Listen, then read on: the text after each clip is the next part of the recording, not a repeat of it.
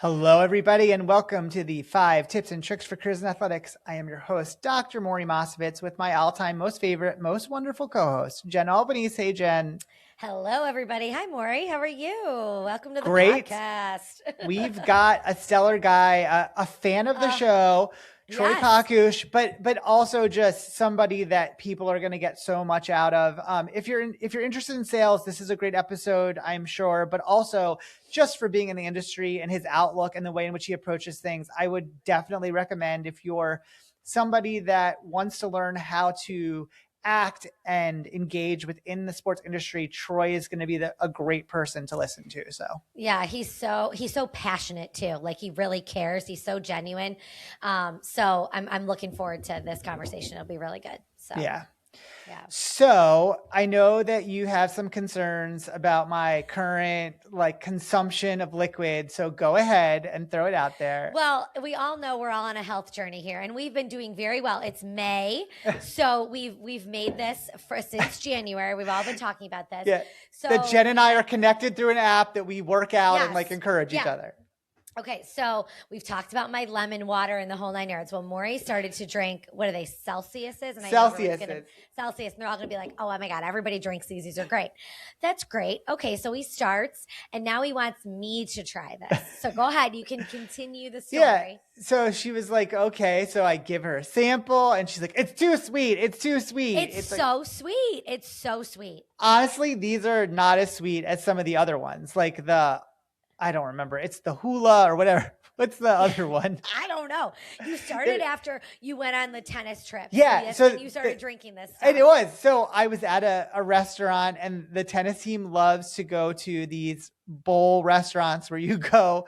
Kava is like our main one, but we were going to a one that was like Kava, and all they had to drink there was water or Celsius. And I was like, I'll try one of these, not even realizing it was an energy God drink. forbid you just do water. Maury, no, hold on. Water. No, I have been drinking 80 ounces of water a day. I am going to the bathroom all day long. So I will push back on that one. We don't need to know that though. Okay. I will say, but I was like, okay, I will drink a diet soda once a day and treat myself. So I was like, oh, this thing looks like it's supposed to be healthy for you. Let me try it.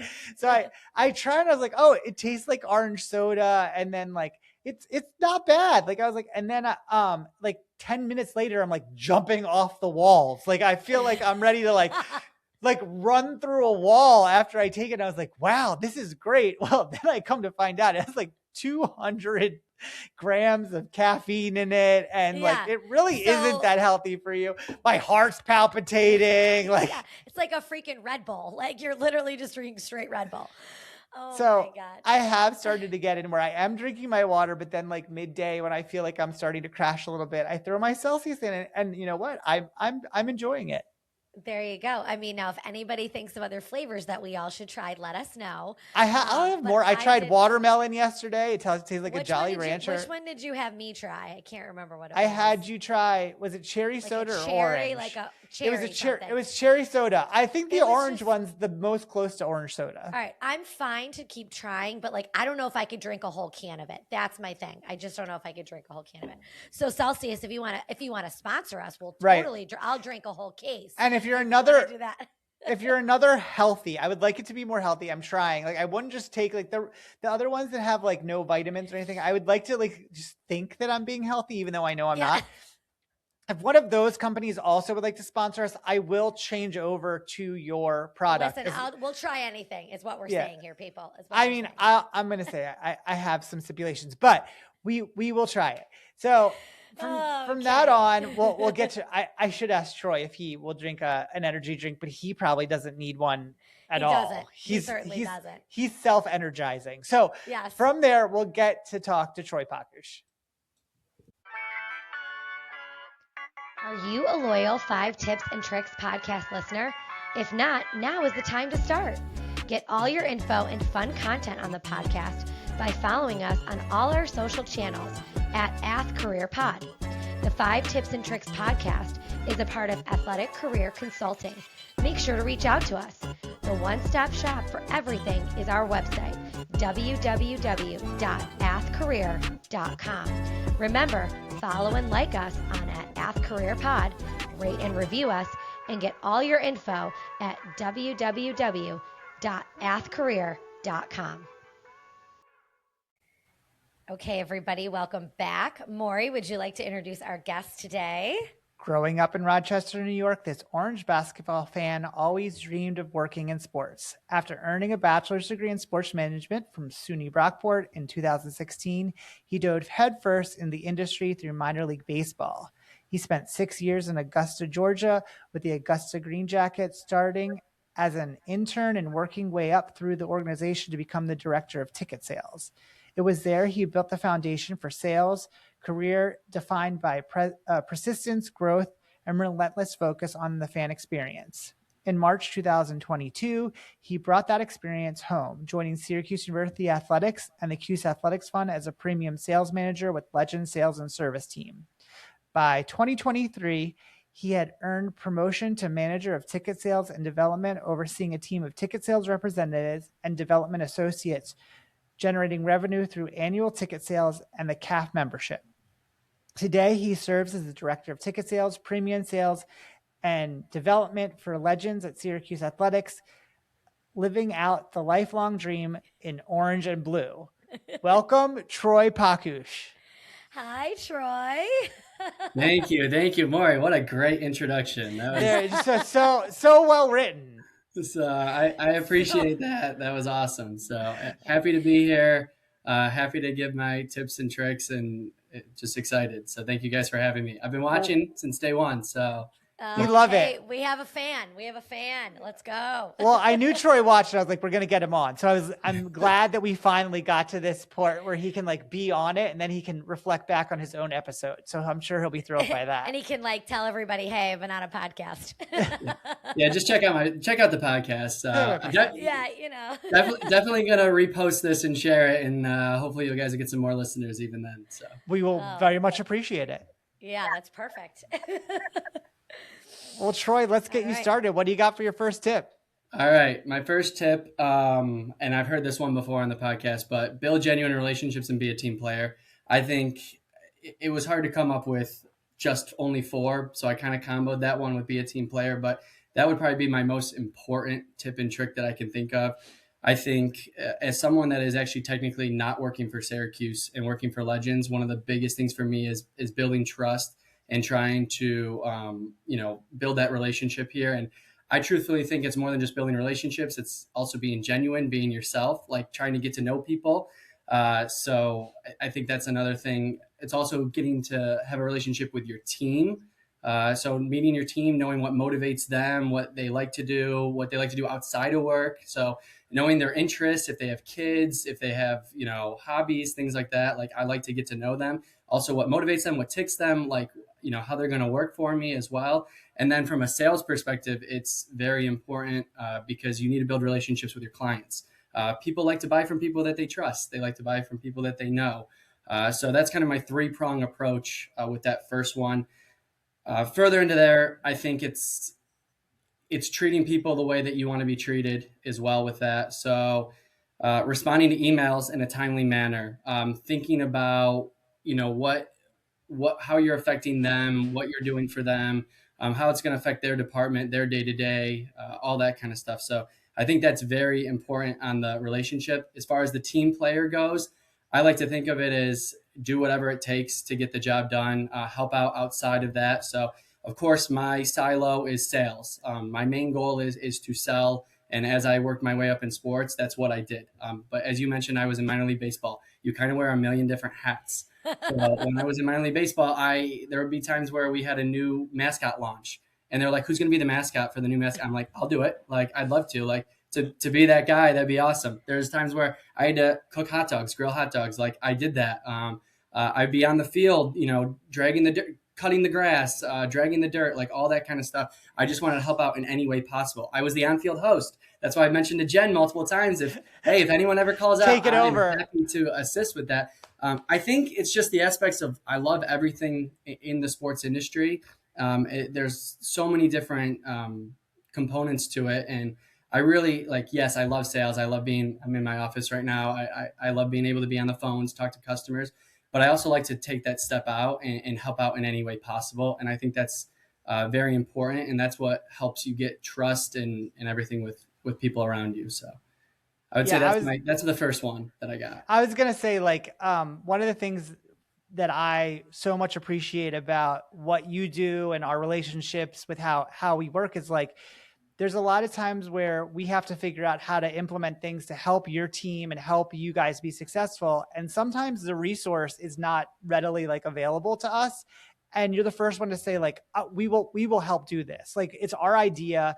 We want to help get it done. Like, you tell us how this can help, and we will be there. And honestly, for most people that say that, it's just like, I'm going to blow smoke up your... It's just talk. It's just talk. Followed up with action. And so you're like, okay, like, I'm not doing this because I don't trust that it's really going to get done. But I never feel that way with you guys. Like, and that's not just you. Like, you've put that into your entire team. Like, if someone from your team says, hey, I'm going to, I know this is something, I know you guys don't have all the resources for this, but we're going to jump in and help do that so that we can make this happen for what we're looking for. Like, 100%. And that's, I think, so like what you're saying, like relationships, that really changes the ability to get things done and do things. And the other thing I think is funny, I was really having a deep conversation with somebody yesterday about like people that own businesses and how they interact with the university. And I went to it and I was like, it's not about the transactional part of it that people connect to. And because that was our whole conversation about, well,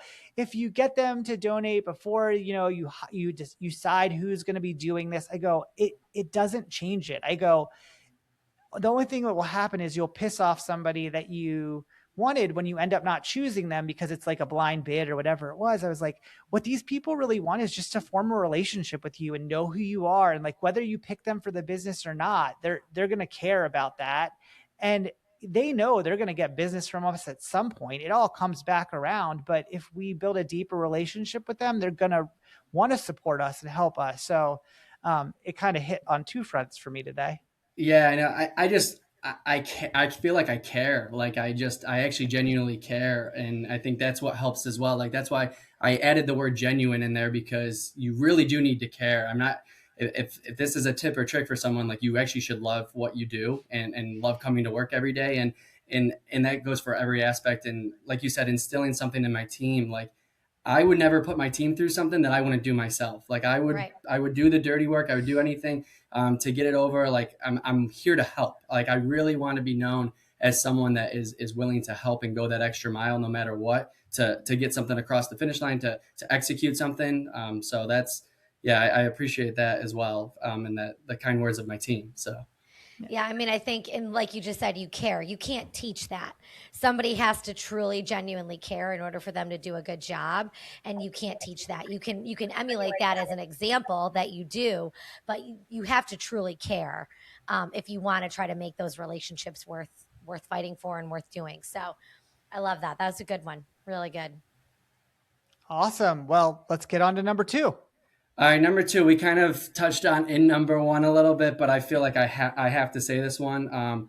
Understand and respect other departments in the organization or athletic department. So there are so many arms and legs of the athletic department. And yes, I love being a part of sales, which is very revenue focused and driving revenue for the department. But you need to understand organizational functions of the other arms and legs. There's ticket operations, there's marketing, there's facilities, there's development, there's game operations. There's so much concessions, communications, everything that goes into it. So when I come up with an idea, like you said earlier, I'm not an idea guy. I'm an idea and an executor. Like it's being able to also execute that idea out. And that means, okay, how will this affect other departments? When this idea comes to mind, how is it going to affect them? What are the operational challenges? How can I get this over the finish line? What can my team do to help out? Having that business plan, everything drawn up to making sure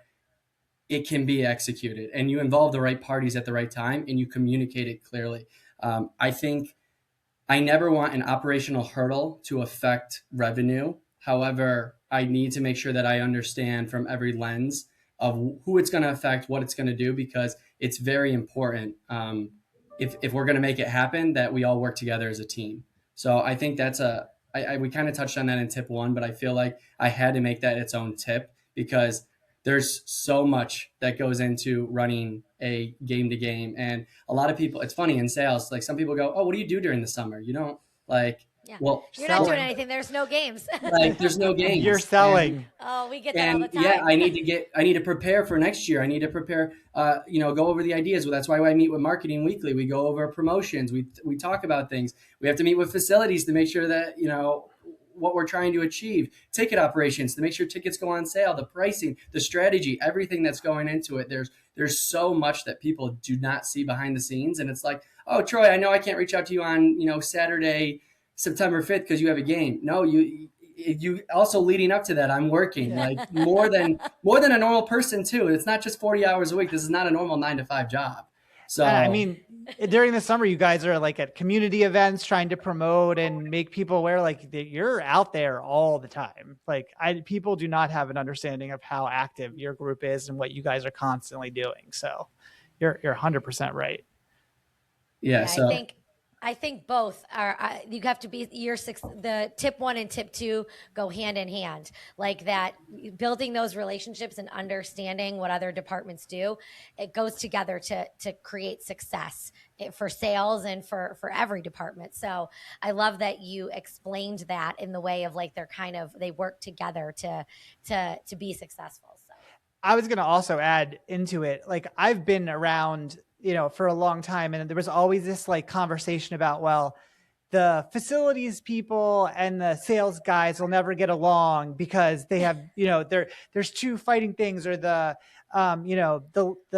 corporate partners group. And because they, honestly, I have been through different people, and it really has to do with the people in those roles and how they're approaching it on both sides, right? Like the facilities group has to be open to try and work with things and explain it, like not just be like, yes, no, you have to be able to like articulate why the things are that you're doing, or what can we do so that we can find resolution. But it's always come down to like who's in your lead roles and how they want to engage. And like, if the person's just like, well, we're doing this, and, walks away from us, one, their thing usually fails. And two, like nothing goes forward, and now you have a group that can't perform. So like, I so appreciate the fact that, I feel really lucky because we have people in all parts of our external group that I feel very appreciative of. Like they spend the time and we have discussions and we're ahead of stuff early. Like I really feel like we're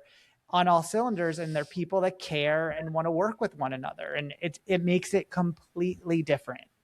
Yeah, I think there's just a way that you treat people also in these, like everyone has an important role, and you can say that you care about your role and it's very important. But if we holistically look at the athletic department, what is the best thing in the best interest of the athletic department? Like there's a way that you go about asking for things and helping out with it. Like I like that for the most part, when I go to someone with an idea, it's not just immediately no, it's not just being shut down. Like let's talk it through. Let's go through the proper channels and everything. And that's very effective for me. And I'm not going to say that I have all the answers when I come to that first meeting. Like I'm asking for guidance and feedback, but to know that like, hey, let's get to a yes on this. Let's try to make this happen. And treating people the right way. Cause I think you're right. There's been times where I've been told, just do this, make it happen. And then there's times where it's just like, well, it's the way that you can ask, like, and how to make it happen. I mean, people want to work with people like they like and they trust. So, right.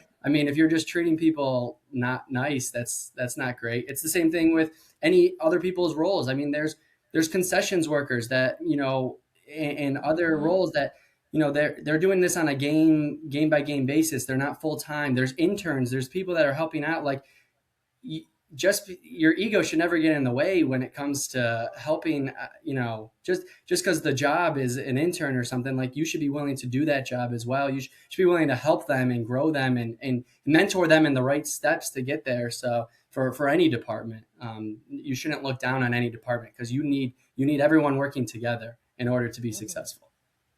Well, absolutely. I appreciate it with you. We all appreciate it. You're one of the best partners, so I couldn't be happier with what you guys do. So thank you. Okay, yeah. Number three. Okay, I'm going to go more salesy on this one. Or in my eyes, it's more salesy. It doesn't have to be, but put in the effort consistently. I think a lot of people, they like to say, you know, oh, I'm giving 110% effort, I'm giving 100% effort, but I don't think people do it enough consistently. I challenge my sales staff to do this as well. Like, show up on time, be early, stay late, make that extra phone call. We're really driven on numbers and metrics and volume here. It is a numbers game for us. It is very important to build relationships, but at the same time, we need to call as many people as possible, talk to as many people, email as many people, text people. Like, we need to be in front of as many people as possible. That's why we attend these summer events, because we are trying to get our brand, our message out there to the masses. So I just challenge my staff to, you know, be positive when you come in. Like, you control your effort. So, like, come in with a smiling face, knowing that you're going to work hard, be organized, follow up and follow through with people. I think that's another big miss that people miss in sales, is that they don't do the extra mile. Like, oh, I called them, they didn't pick up, so I'm done. No, you need to leave the message. You need to text them. You need to put a follow-up message in our, we use Salesforce here as a CRM system. You need to put those notes in so that you call and reach out actively. You need to follow through. You need to respond quickly. Like I said earlier on the emails, like, I tell them, do not let 24 hours go by without responding to someone. You should be responding to them. These are people that want to buy from you. They're people that want to talk to you. And even on the not sales side, like, put in all the effort, like, do all the work. You're going to have to work. You're going to have to get your hands dirty. And in this job, it's not real dirt that we're talking about, but you need to put in the work. So that's my biggest thing is staying organized, following up with people, and just really just master your craft. Continue to learn and drive, because that's going to make you better. When you get told a no, you're that much closer to a yes when it comes to sales. So I think that's the biggest thing for me. I'll never admit that I'm the best salesperson ever. I think what separated me as I grew up as an intern is I outperformed some of our full-time sales reps in one of my first roles as an intern. And that was because I just picked up the phone and kept dialing. I kept trying to go to the next person, scheduling as many meetings as possible, doing whatever it took. And sometimes that meant staying late and doing the extra mile. Sometimes that was calling people at a different time, calling people exactly when they told me to call them. If you told me to call you at 1 o'clock, I'm calling you at 1 o'clock. I'm not calling you at 1:05. I'm not calling you at 1:30. I'm calling you at 1 o'clock. So I think doing all of that, those intangible things can separate you from someone else, because you can't just do what they say. I tell people, make 70 calls a day. If you just consistently make 70, that's great. You're hitting your quota. You're doing everything, but that may not make you stand out, from the person that's making 80 calls. That's now maybe closing a couple more deals. And it is a numbers game here. We do track people's sales, and I always want to be the highest. And that comes with the effort. So that's how I kind of do that. And then it kind of goes into tip 1 and tip 2 with, I also want to step out of my comfort zone and do other things, because if I want to work my way up in the sports industry, I can't just be siloed to just that sales aspect. I need to.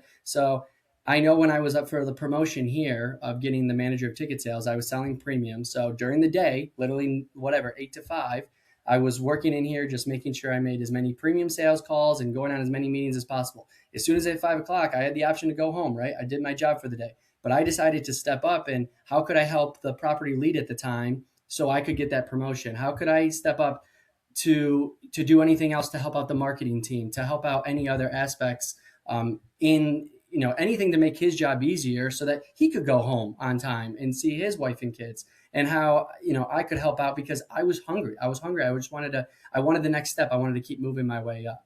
And I think that's one thing that you can separate yourself from other people, is by just giving that 100% effort consistently. I also have sales reps that come in here and they do great for 1 week. And it's like, kudos to you. You killed it. You made 80, 90 calls. And then the next week they'll go down to 50. And it's just like, well, what happened from that week to that? So like keeping that consistent as well, adding that word in my tip and trick, because I think that's important, is to do it consistently and show that you're driving those numbers.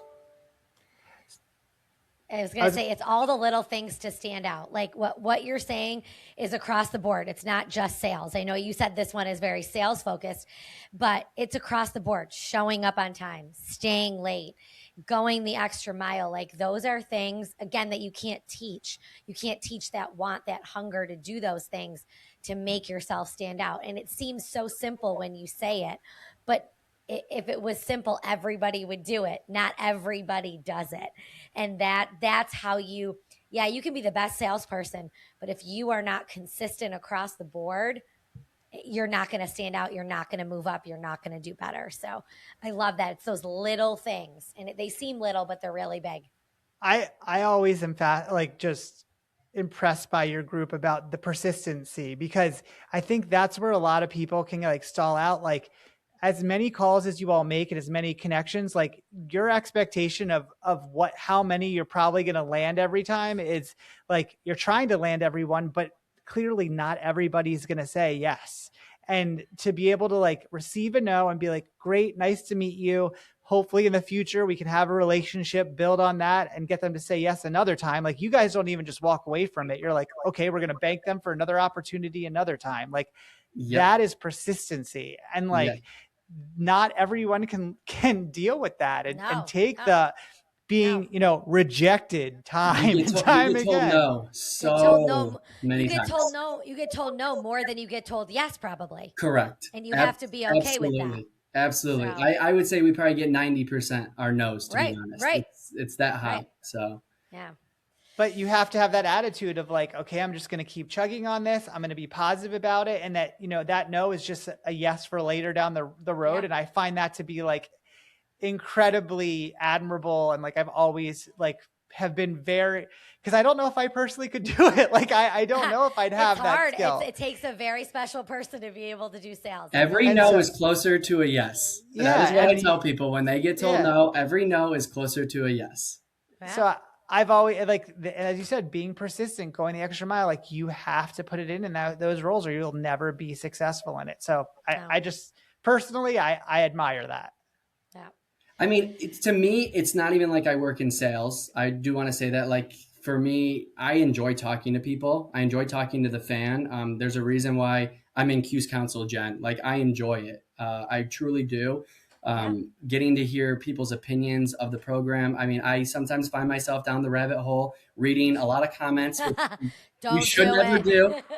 At least I don't respond to them. I read them. I just don't respond to them. But like, it helps me because it's like, oh, is there something we could have communicated better? Is there something we could have done differently? What could we have done differently? Like, I try to think of things. Like, I'm always trying to think of new season ticket holder benefits. I'm always like, that is like, I probably bring that up weekly of things that I want to do differently here. And just because I want to offer more, I want to do more. I don't want people to think that we are a business and we do need to raise money and everything. I mean, that's the reality of the world and where we are in college athletics. But I also do care about the people. Like, I love I love what sports does. It's memories. I love that I'm selling memories and fan experiences. I could not do this for a car. So when you say getting told no, I could not be at a car dealership right now and asking someone to, buy a car or buy an appliance. I guess my first sales job was at Best Buy, so I was selling appliances. But I did that to gain sales experience because I enjoy talking to people. That's truthfully what it is. All I'm doing is asking, hey, how was your experience? Like, you're asking questions. You're trying to find out and learn about them. It goes back to that first tip, building a relationship. Like, why do you come to games? Who are you coming to games with? Like, it is very it's just asking those questions, and then maybe it's a good fit. Maybe you should buy season tickets. Maybe you should buy premium. Maybe you shouldn't. There's been times where I've ended a call and saying, hey, what I have for you is not a good fit. So, like, if you're coming to a game, let me know. Let me know I can be a resource. And other than that, go Orange, right? Like, that's how I can end a call. I don't have to ask for the sale every single time. Of course, I want the sale. I'm hungry for the sale, but like, it's not going to happen every time. And so I think for me, it's not even like I work in sales, and I tell that to the guys, like, and the team out here, like, just call them and be genuine and try and convince them of, why it's a good deal for them. Like, you're not calling them to be sleazy or anything like that. Like, you're selling them something that they're coming to already. So you can save them money by buying season tickets. You can save them money by, doing this for their business. So, like, in my eyes, it's honestly a win-win for everybody. So that's how I look at sales. So yeah. Awesome. Okay. Wait, number 4? 4. Yeah, we're on 4. All right. This one is just something that kind of, I feel like has been my motto, at least since I've worked here, and it's, control what you can control. I think that's a big thing, a big lesson for people in sports, because there's so much in the sports industry that is out of your control. And I think I learned that the hard way this year with the football program and the basketball program not performing the way that they wanted. So like team performance, I can't control that. The scheduling, I can't control that. Injuries to a team, I can't control that. Weather, I'm lucky, we play in a dome. So, but other teams, when you're working in other venues, you Right. can't control that. Budgets, sometimes can't control what the budgets are. The numbers are what they are, and if they tell you to hit it, you got to hit it. Especially when you're an entry level salesperson, you're given a quota and you're told to go hit that.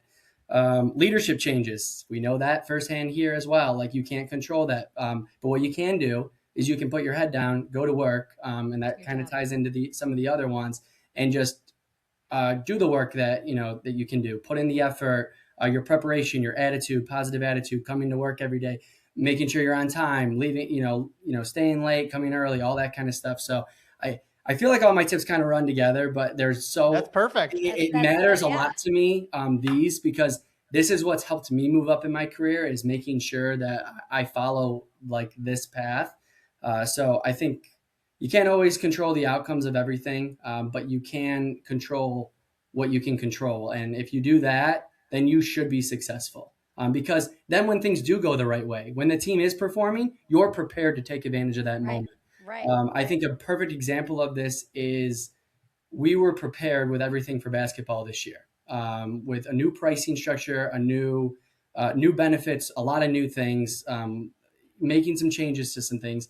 And then we had an exciting coach announcement. Obviously, Jerry McNamara coming here. We took advantage of that moment. When it was announced, we made sure that season ticket members were invited to come out to the press conference, that we recorded clips of that we were using it in our marketing materials. Like we took full advantage of that moment. And anyone that told us in the past, I was interested in courtside, but because of team performance, I'm not going to buy, we went and targeted them. And we went back to calling them and reaching back out to them. And because our price aligned with everything, it worked out perfectly. And we sold, I think there was a time where we sold like 40 open courtside seats in a week. Wow. That's awesome. And it was incredible. We took advantage of the moment, and that's one thing that it was in our control, and we were able to take advantage of something. So, and it helped. And now people got courtside seats and they're ready to go for the Jerry McNamara. So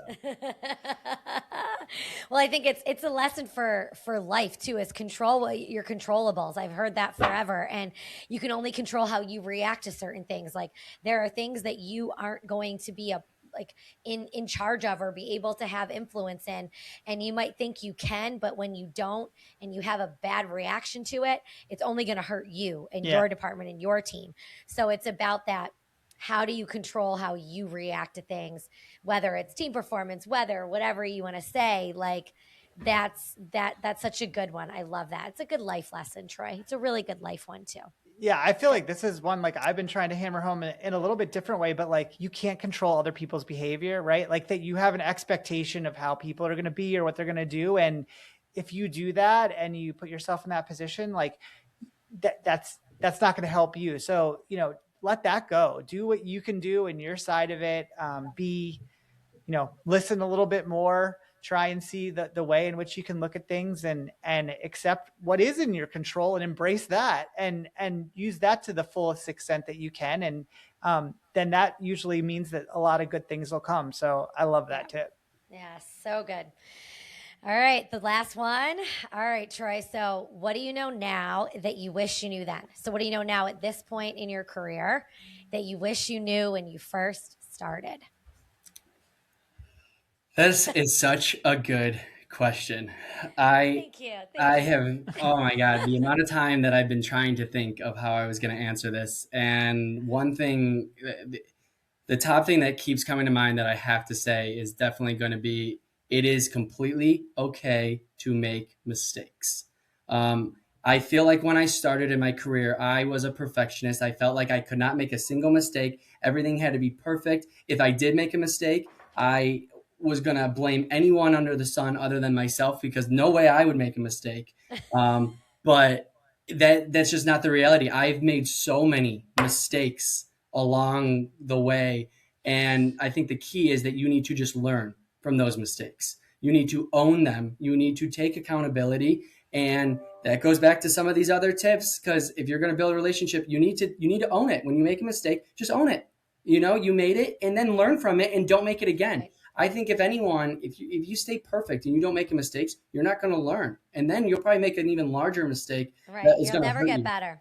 And never get better. So I would say that's my biggest thing is, like, when I first started, I was so scared of making a mistake. I was so scared of taking chances and doing things. And now it's just like, it's okay. If you're going to make a mistake, just make sure you make it once. You shouldn't make repeat mistakes. And if you do, learn from it. You need to learn what is the learning moment from it and how do you move forward. I think that is critical, because it's not everything's going to go as planned and everything, and some things are going to happen. But I think if you can learn, then you can grow from it, and that's just going to make you better. And I think people would much rather me say, hey, I made a mistake. This is what I learned from it. It's not going to happen again, and I'm going to go from here, versus someone that says, oh, that wasn't me. That was this. That was your fault. I played it safe. I didn't try something. I didn't go for anything, Yeah, absolutely. I was going to say, we'll let all those interns or people that are coming off the hook right now, and we are all supervisors, and we can genuinely say we're expecting there's some level of people that are going to make mistakes, and we understand it, and we don't want you to make a mistake. We want to help you avoid those things. But when it happens, like, we're going to work with you, and we want you to grow from it, because that makes our space, our units better. So all those people out there, like, don't be afraid to do your job and back up. Yeah, everybody does. I do too. We just had it this week, Troy. We're in a meeting and we all were taking ownership of a mistake that was made, and it's okay. Like, the world isn't ending, but you got to learn from it and move forward from it. So I love that one. So good. That's a good one, Troy. You did a good job there. Good job. Well, Troy, this has been awesome. Thank you for spending time with us and sharing your insight, because I know there's a lot of people that'll get a lot of good things out of this. So thank you. Yeah. I appreciate you guys. Thank you so much for having me. It's so awesome to be able to watch this and now be on it. It's a little different. I feel like I might have caught myself sometimes, like, just gazing out, like I'm just watching this on YouTube, but it's very good. I'm very excited. Now you're a big podcast star. Troy. Now you're on the podcast. Big podcast star. So add it to the LinkedIn. Yeah, 100%. I love it. But yes, thank you so much. And thanks everybody for listening. Make sure you're following us on all your social channels and on all the podcast platforms, liking, rating, reviewing, all the things. And new episodes drop every Tuesday. So thank you so much. Bye, everybody. Bye. If you like the 5 Tips and Tricks podcast, make sure to subscribe on your favorite podcast platform. You can rate and review us, including questions that may be answered on future episodes. The 5 Tips and Tricks podcast for careers in athletics is part of Athletic Career Consulting. Check us out at www.athcareer.com. Don't forget to follow and like us on your top social media platforms.